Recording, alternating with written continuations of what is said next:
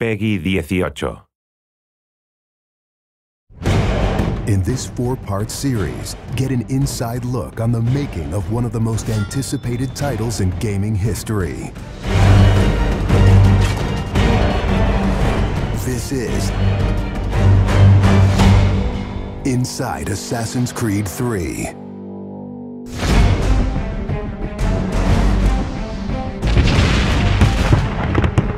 Something we really wanted to emphasize was the sheer brutality of combat in the period. We've all seen the paintings of the Revolution, and death is glorified, death is angelic, but it wasn't that way on the battlefield. It was a brutal conflict. It feels that you're constantly going through dynamic fights, and that's not something technically we could do in the past. So it was like a personal challenge on the team to say, no, I think we can do this.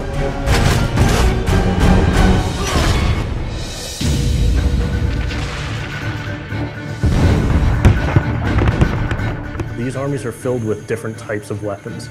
So, you have everything from muskets, you have grenadiers, you have guys with boarding axes.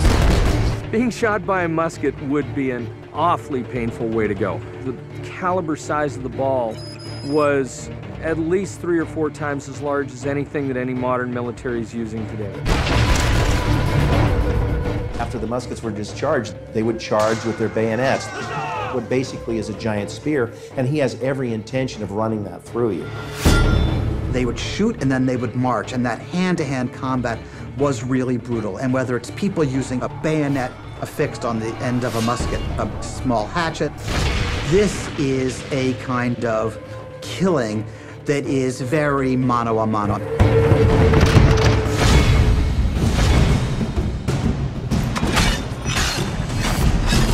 All the animations, all the weapons are brand new. It was interesting to start on a new style of fighting that is much more close and aggressive. Connor's favorite weapon is the tomahawk, obviously super deadly in hand-to-hand combat. Also the bow and arrow. It fits with his native heritage and it's lethal. The rogue dart, it's a real accurate Chinese tool that we found the references for that period as well. He can use it from the ground, so he can bring the enemy towards him. It gives him the ability, for example, on a tree, to hang someone from above.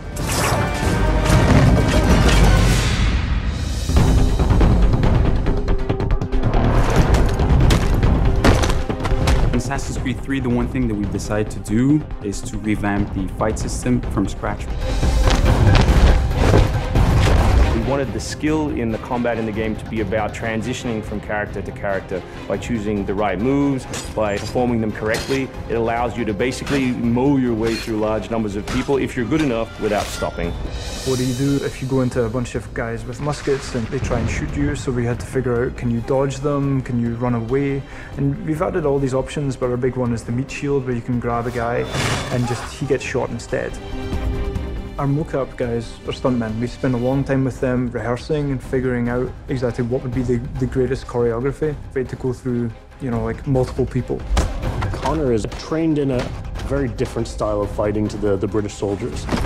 The close quarters flow of the combat that's happening between the punches, the kicks, and everything else is indicative of what happens in the real world.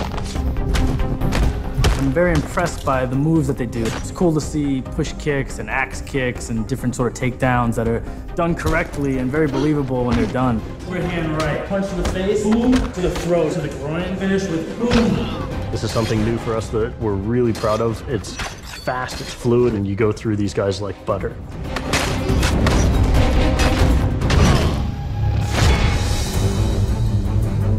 Connor is essentially the first guerrilla fighter. He's someone whose goal is always to move behind enemy lines, to pick off his target, and to escape.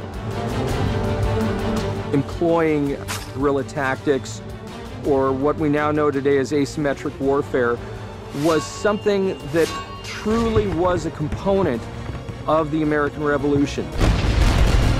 They learned what we would think was guerrilla-style warfare. You sort of hit quickly and then disappear.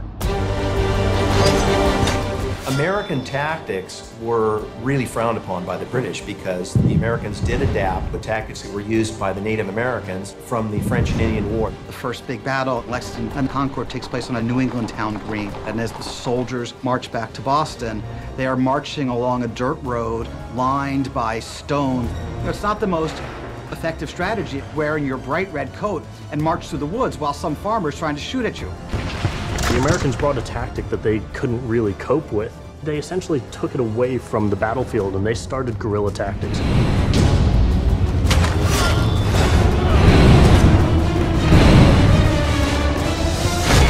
Next time on Inside Assassin's Creed 3, the hero behind the war.